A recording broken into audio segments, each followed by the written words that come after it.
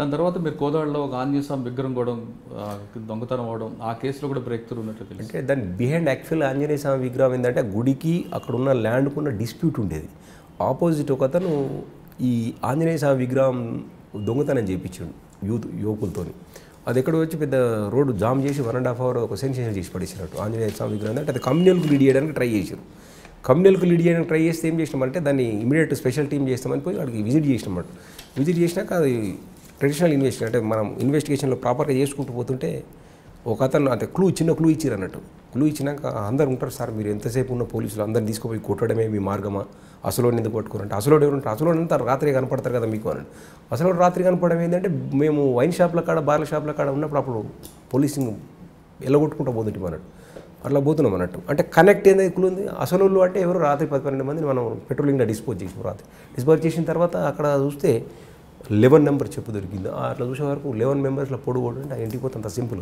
అది sensational case 8 గంటల లోపల అయిపోయిందంట. మీడియా కూడా అప్రిషియేట్ చేసిందంట. అసలు ఇది దొరకదు సార్, అది కావాల్సి చేపించారు కాబట్టి ఆంజనేయ స్వామి విగ్రహం పట్టుకొని రాగానే ఇక్కడనే కమ్యూనల్ చేద్దాం చూసాడు, కమ్యూనల్ చేద్దామని ట్రై చేసినట్టు. ఆ ల్యాండ్ డిస్ప్యూట్స్కు ఉన్న ఈ క్రిస్టియన్స్కు అక్కడ ఉన్న హిందువులకు మధ్యలో దాన్ని కమ్యూనల్ చేయడానికి ట్రై చేశారు. అక్కడ ఉన్న అది ఇమీడియట్ ప్రివెంట్ అయిపోయింది. కారు దహనం కేసు కూడా జరిగినట్లు. కారు దహనం కేసు కూడా అది మిర్యాలగూడ, అంటే నల్గొండది మిర్యాలగూడ. గుంటూరు రామారావు అని వ్యాపారవేత్త అతను. ఇది యాక్చువల్గా ఇది సజ్జనార్ సార్ చెప్పాలి, అది పెద్ద కేసు. అది సజ్జనార్ సారే పర్సనల్ ఇన్వెస్టిగేషన్ అది సార్. ఆ సార్ 3 ఎస్ఐలు తీసుకుంటే అలా నన్ను ఒక్కరిని తీసుకున్నాడు. సజ్జనార్ సారు దాన్ని పర్సనల్ ఇన్వెస్టిగేషన్ చేసాడు. ఒక 3 ఎస్ఐలు తీసుకొని స్పాట్కి వెళ్ళిండు సార్ అన్నట్టు. వెళ్ళాక దీన్ని పరిశీలించండి అని చెప్పారు అన్నట్టు. అక్కడ వచ్చిన క్లూస్ వచ్చింది అన్నట్టు. క్లూస్ రావడం వల్ల ఏంటంటే ఆ యొక్క కారు దహనమైన తర్వాత లాక్ అయి ఉంది అన్నట్టు. అంటే లోపల లాక్ అయి ఉన్నాక బయటకు వచ్చినాక ఎవరంటూ పెడతారు, సూసైడ్ అవ్వచ్చు కదా అంటే సూసైడ్ కావచ్చు అని అటు సూసైడ్ చేసుకున్నారు అనేది పెట్టినట్టు. తీసిన తర్వాత ఏస్తుందంటే ఆ లాక్ ఏదైతుందో బయటకు వచ్చినాక రిమోట్తో కొడితే లోపలికి వెళ్ళిపోతాయి. అంటే బయటకు రాకుండా లాక్ చేసి మర్డర్ చేసిండ్రు అనేది అట్లా. దాంతో అది లీడ్ చేస్తే ఒక 1 month పట్టింది. అది అప్పుడు కమ్యూనికేషన్ యూజ్ చేసినాం, ఎవరెవరికి మాట్లాడుతారు. చనిపోయింది గిరిజనుడు, గిరిజన సంఘాలు ధర్నాలు చేయడం, అర్ధరాత్రి ఎస్పీ గారు కూడా సీన్ ఆఫ్ అఫెన్స్కి రావడం, విక్టిమ్ ఇంటికి రావడం, అంతా పర్సనల్ సూపర్వైజ్ చేశారు సార్. అది మంచి కేసు సార్, డిటెక్ట్ చాలా దూరం డిటెక్ట్ చేసి. నేను బ్రేక్ త్రూ ఎక్కడ వచ్చింది? బ్రేక్ త్రూ ఇక్కడనే నీకు ఎక్కడ మర్డర్ అయింది, అది సూసైడ్ కాదు మర్డర్ అయింది అనేది. ప్లస్ అక్కడ మిస్ అయ్యిండు, వెళ్ళిపోయిండు, అతను లేడు, ఈయన లేడు, ఇద్దరు లేరు. ఉద్యోగం ఇప్పిస్తా అన్నోడు లేడు, ఉద్యోగం తీసుకుంటా అన్నోడు లేడు. ప్లస్ ఇది డెడ్ బాడీ ఉంది. అంటే ఒకరు ఇద్దరు యాక్సిడెంట్లో చనిపోతే ఇద్దరు చనిపోవాలి, ఒకరు చనిపోయారు అంటే ఒకరు చంపినట్టు అని చెప్పి వాడు కన్ఫెక్షన్లో చెప్పుకొచ్చాడు. ఎందుకు చంపాడని క్లియర్గా చెప్పాడు. ఫైనాన్స్ ఇన్సూరెన్స్ ఒక 40-45 lakhs అట్లా ఇన్సూరెన్స్ చేసిన, ఐడియా లేదు అప్రాక్సిమేట్లీ. ఇన్సూరెన్స్ చేసి నేను చనిపోయినాను వస్తే వీడిని బలి చేసి, అంటే వాడు నేనే చనిపోయినా క్లెయిమ్ చేసేసి ఆ డబ్బులు తీసుకొని బయటకు వెళ్ళిపోదామని. అది కన్విక్షన్ కూడా వచ్చింది. ఓకే. అంటే దాంతోపాటు మీరు కోదాడ పరిసర ప్రాంతాల్లో ఎవరైతే యువకులు ఉన్నారో వాళ్ళందరితో నైట్ టైం గస్తీ తిరగడం కూడా చేశారన్నది. అంటే కమ్యూనిటీ పోలీసింగ్ అది. ఎట్లంటే దొంగతనాలు కొంచెం కోదాడ బార్డర్ అన్నట్టు, నల్గొండ డిస్టిక్ కోదాడ, అటు ఖమ్మం, అటు గుంటూరు, ఇటు విజయవాడ, కృష్ణ దొంగలంతా కోదాడలో చేస్తారు. కోదాడ కొంచెం బాగా ఎట్లా అంటే రిచ్ ప్లేస్, అది మంచిగా వ్యవసాయము కొంచెం వ్యాపారం బాగున్నది. దొంగతనాలు బాగా ఇబ్బందికరంగా దొంగతనాలు అయ్యేది. అయితే అప్పుడు ఏంటంటే మనం ఉన్న పోలీస్ స్టాఫ్తో కాకుండా కొంత యువకులు చేసేసి ఒక టీములు చేసాం అన్నట్టు. రోజుకు ఒక టీం వచ్చి రాత్రి తిరగాలి.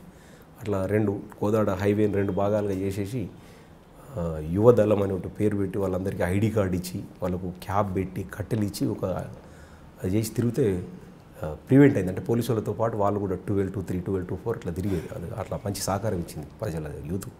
I never forget it. దాని తర్వాత ఎక్కడి నుంచి వెళ్ళారు? కోదాడ తర్వాత బీబీనగర్ వచ్చాను. బీబీనగర్లో కూడా ఒక 8 months చేశాను. దాని తర్వాత 3 months చేసి ప్రమోషన్ నేను సైబరాబాద్ వచ్చాను. నార్సింగ్ చేశాను. ఫస్ట్ పోస్టింగ్ ఎక్కడండి? As a inspector Narsingi first posting నాది. దాని తర్వాత వనస్థలిపురం ట్రాఫిక్ చేశాను.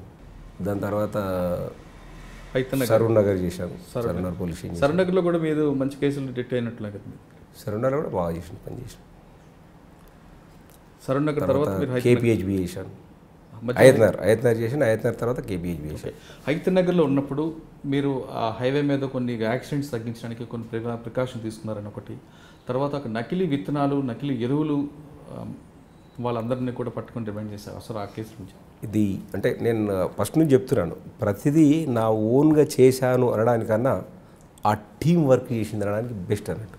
ఫర్ ఎగ్జాంపుల్ మీరు ఫస్ట్ అడిగిన క్వశ్చన్కు హైవే మీద యాక్సిడెంట్ జరగడానికి అయితే అప్పుడున్న కమిషనర్ ప్రభాకర్ రెడ్డి సార్ ఆ హయత్ నగర్ మీద రోడ్డు మీద లారీలు ఆపుతుంటే ఆ లారీకి వచ్చి కొట్టుకొని యువకులు చనిపోతారు, వెనకసీలు వచ్చే కారు చనిపోతారు. కాబట్టి ఆ లారీలు ఆపకుండా ప్రివెంట్ చేయాలంటే ఏం చేయాలంటే ఒక వెహికల్ ఇచ్చిండు పెట్రోల్ మొబైల్. ఈ పెట్రోల్ మొబైల్ ఏం లేదు, ఈడు నుంచి ఆ కొత్తగూడెం వరకు లారీలన్నీ తీసుకుంటే రోడ్డు కిందికి పంపాలి, వచ్చేటప్పుడు లారీ కింద. అది కేవలం అదే పని చేయాలి. వాళ్ళు చేస్తురా లేదా నైట్ ఉన్న ఆఫీసర్ చెక్ చేయాలి. అట్లా చేయడం వల్ల కొంత అయితే ప్రతి దగ్గర మనము పోలీసు పక్కకు తీస్తుంది వెహికల్ హైవే మీద కాబట్టి ప్రతి వాళ్ళు మేల్కొతుండ్రు, పోలీసు ఉన్నది కాబట్టి నిద్రమత్తు లేకుండా, అంటే వచ్చేటోళ్ళు కూడా కొంత కాన్షియస్గా ప్రతి దాబాలను లీక్ అవ్వకుండా ఆ ఇన్స్ట్రక్షన్స్ అన్ని ప్రకారంగా తూచా తప్పకుండా పాటించడం అది జరిగింది. రెండోది విత్తనాలది, అది మీదే ఇన్ఫర్మేషన్. ఏం సార్ మీ దగ్గర మీరు రైతు బిడ్డ క్వశ్చన్ అడిగిరు వచ్చేసి మైకి పెట్టి క్వశ్చన్ అడిగి మీరు రైతు బిడ్డ ఉండి మీ దగ్గర కల్తీ విత్తనాలు కల్తీ నడుస్తుంటే మీరు ఏం చేస్తారంటే మీరు అది తీస్తే మాట్లాడదాం, ఏమని ఉంటే ప్రివెంట్ చేద్దాం, నా దృష్టికి అయితే రాలేదన్నాను. తీసేసి మరి ఇట్లా జరుగుతుంది సార్ అంటే చలో వి గో హెడ్. అప్పుడు ఉన్న కమిషనర్ గారికి ఇన్ఫర్మేషన్ ఇచ్చాం, డీసీపీ గారికి మాట్లాడినాక రైడ్ చేసి దాన్ని మొత్తం తీసేసినాం. అంటే రైతుల యొక్క జరిగే ఇబ్బందులు ఇప్పుడు కాదు, రిటైర్ అయినాక కూడా నేను నా వంతు సహకారం, ఎందుకంటే రైతును ప్రతి వాళ్ళు ముంచడానికి ట్రై చేస్తున్నారు. ధర తక్కువ లేకుండా పెస్టిసైడ్స్ రాంగ్ ఇచ్చి యూరియాలు రాంగ్ ఇచ్చి అది మంచి పని, నా సర్వీస్లో చెప్పుకోదగ్గ పని. అది ఎట్లా జరిగిందంటే అతను ఒక కోళ్ళ షెడ్ను తీసేసుకొని మామూలు ఇసుకను కొంత తయారు చేసి కొంచెం బ్లాక్ కలర్ పౌడర్ను పెట్టేసి కొంత యూరియాది కొంత అది కలిపేసి దాన్ని ఎక్కువ క్వాంటిటీ తయారు చేసి ప్యాక్లు అట్రాక్టివ్ ప్యాకింగ్ చేసి రైతులను మోసం చేస్తాం. అది బ్రహ్మాండమైన కేసు, మంచి మా ఆఫీసర్స్ కూడా అప్రిషియేట్ చేసాం. మనం ఎంతసేపు దొంగతనాలు మర్డర్ కేసులే కాదు ఇలాంటిది కూడా చేయాలనేది. హైతనగర్ తర్వాత ఎక్కడికి వెళ్ళారు? హైతనగర్ తర్వాత కేపీహెచ్బి వచ్చాను. కేపీహెచ్బిలో కూడా మీరు సీసీటీవీ కెమెరాలు పెట్టడంతో పాటు అప్పుడు కేపీహెచ్బిలో అది బాలానగర్లో పెట్టాం. ఓకే. కేపీహెచ్బిలో మంచి ప్రివెన్షన్ చేసినాం, అక్కడ కూడా ప్రాపర్టీ ఇది కానీ. అప్పుడే ఇక్కడ జేఎన్టీయూలు ఉన్నప్పుడు అప్పుడున్న మా జేఎన్టీయూ వీసీ డిఎన్ రెడ్డి సార్ కలిసి ఉండక ఏం నరసింహారెడ్డి పిహెచ్డీ చేస్తే అంటే చేయలేదు సార్ ఎక్కడ ఈ పోలీస్ డిపార్ట్మెంట్లో అంటే మనసు ఉంటే మార్గం ఉంటుందండి. 2-3 సార్లు అడిగాను సార్, ఇప్పుడు అది పొలిటికల్ సైన్స్ ఇప్పుడు చేయడం కష్టం, ఉస్మానియా అంతా కష్టమైంది కదా సార్ పోయి రావడం అంటే జేఎన్టీయూలు ఎందుకు చేయకూడదు అని అంటాడు. నేను అప్పుడు ఎట్లా అంటే ఎంట్రెన్స్ ఉంటుంది, నువ్వు ఎంట్రెన్స్ చదవాల్సిందే అనేది. అప్పుడు మళ్ళీ ఎంట్రెన్స్ రాస్తే పిహెచ్డీ ఎంట్రెన్స్లో జాబ్. కానీ అదే జేఎన్టీయూలో మీరు కేపీలో పనిచేస్తున్నప్పుడు అదే జేఎన్టీయూలో స్కామ్లో 4 అరెస్ట్ చేశారు. అరెస్ట్ చేసిన కదా ఎగ్జామ్స్ దాంట్లో. ఆ కేసు గురించి ఏంటి చెప్తున్నారు? అంటే ఇది ఎడ్యుకేషన్ది కదా, మన ఎడ్యుకేషన్ పతనం అయ్యే కేసు కాబట్టి దాన్ని చెప్పకుండా బెస్ట్. అది అంటే ఇంకా ఇది మనం చెప్పినాం అనుకో దీన్ని చూసి వేరేటోళ్ళు మళ్ళీ ఇట్లా చేయొచ్చు అనేది తెలుస్తుంది. కాబట్టి ఎడ్యుకేషన్ మనం ఎంత తక్కువ చెప్తే అంత బెస్ట్. ఓకే. కానీ కేపీహెచ్బిలో మీరు పనిచేస్తున్న టైంలో మలేషియా టౌన్షిప్ దగ్గర ఒక వ్యక్తి మర్డర్ జరగడం, రామ్మోహన్ నాయుడు అనే వ్యక్తి, ఆ కేసును మీరు బాగా డిటెక్ట్ చేశారు. It is very good case అండి, అది మంచి కేసు చెప్పాలి. ఒకసారి అంటే మాకు ఒక ఏమంటారు నాయుడు అంటే మిస్సింగ్ కేసు వచ్చింది అన్నట్టు. మిస్సింగ్ కేసు వస్తే లింగయ్య అనే ఎస్ఐకి ఎండార్క్ చేసినాం. ఆయన చేస్తుంటే ఇది ఏం అయితే లేదు సార్ ఎటు పోయింది అని అంటే మీరు చూడండి మీరు అన్నాక ఏం చేయాలి చెప్పండి సార్ అంటే ఆయన కొద్దిగా సీక్వెన్స్ రాసి ఇచ్చేసినాడు, ఇట్లా మీరు చేయాలి లింగయ్య గారు దీన్ని. అంటే మిస్సింగ్ కేసు అనేది డీటెయిల్గా పోతే తప్ప మనకు తెలియదు. మిస్సింగ్ కేసు మర్డర్ కేసు కావచ్చు లేదా మిస్సింగే కావచ్చు. మనం కొంచెం బాధపడినాక ఉన్నదానికి లేదని మర్డర్ ఎందుకు సార్ అతను లంపి అన్నట్టు పోయిండు అని. సరే ఆంధ్రాకి పోయారంటే టీం ఆంధ్రాకి పోయింది, అక్కడ పోయింది. పోయినాక ఇక కాలేదు, వాళ్ళేమో భార్య పిల్లలు అందరూ తిరిగి పోలీస్ స్టేషన్ కమిషనర్ కలిసిరు. అప్పుడు కమిషనర్ గారిని కలిస్తే కమిషనర్ గారు కూడా ఆర్డర్ ఇచ్చాడు, అది ఇది టేక్ కేర్. మళ్ళీ మొదలు పెట్టామంటే ఎక్కడికి వెళ్ళిపోయిండు అనేది ఈడికి వెళ్ళిపోయిండు, ఇక్కడ టీ తాగాడు. టీ తాగినప్పుడు ఎవరంటే క్లూ అంటారు దీన్ని, మన పోలీసులో చెప్పాలంటే లాంగ్వేజ్లో క్లూ. టీ తాగినప్పుడు ఎవరు వచ్చారంటే ఈయనతో పాటు 3-4 వచ్చారు. ఆ 3-4 యొక్క డీటెయిల్ తీసుకుంటే ఒక అతను మెదక్లు వెళ్ళిండు అన్నట్టు. అతన్ని ఫస్ట్ పట్టుకొచ్చినాం, ఇతను తాగినంటే ఆ టీ తాగిండు సార్, మాత్రం టీ తాగాయని అటు వెళ్ళిపోయింది ఇటు వెళ్ళిపోయింది. మిగతా వాళ్ళు ఎటు వెళ్ళిపోయారు అనగానే ఇట్లా వాళ్ళు చెప్పంటే మేము సేఫ్గా ఉన్నామని ఆ 4 తీసుకొచ్చి ఇస్తే వెళ్ళిపోయినాక అలా మెయిన్ అతను అక్యూజ్డ్ ఎక్స్ట్రీమిస్ట్ బ్యాక్గ్రౌండ్ ఉంది, కామారెడ్డి ఏరియా దళా కమాండర్. అందులో ఇంకో క్లూ ఇంకోళ్ళని అడగంగానే ఎస్ సార్ పిస్టల్ ఉంది అన్నాడు. తో పాటు అతను బోయిన్పల్లి పోలీస్ స్టేషన్లో 3 పిస్టల్స్ దొరికిండు, మాకు ఒక పిస్టల్ దొరికింది. ప్లస్ ఇతను తీసుకొని పోయి ఆయన రింగ్స్ గోల్డ్ తీసుకొని వెళ్ళి అతన్ని మర్డర్ చేసి మెదక్లు వేసేసాడు. మెదక్కి వెళ్తే మా ఊరికి యూనిఫామ్లో ఒకసారి పోవాలనే కోరిక ఉండే నాకు.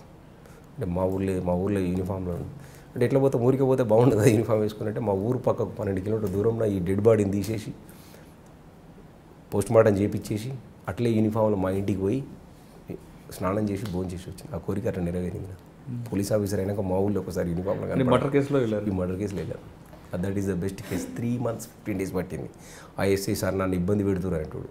అంటే మనం డిటెక్ట్ ఎందుకు చంపాల్సి వచ్చిందండి అతను? ఓన్లీ తనకున్న గోల్డ్ వాటిని తీసేసుకున్నారు అంతే, వాచ్ దానికోసం జస్ట్. అతను వీళ్ళకు లిక్కర్ కూడా ఆఫర్ ఇచ్చిండు, 2-3 సార్లు లిక్కర్ తాగిపించిండు, అట్లా దోస్త్ అయ్యిండు. అంటే ఈ గోల్డ్తో పాటు ఇంట్లో ఎంతో ఉంది అనుకున్నారు అన్నట్టు. ఇంకా ఇంటికి పోయి సెర్చ్ చేసి ఏం దొరకలేదు.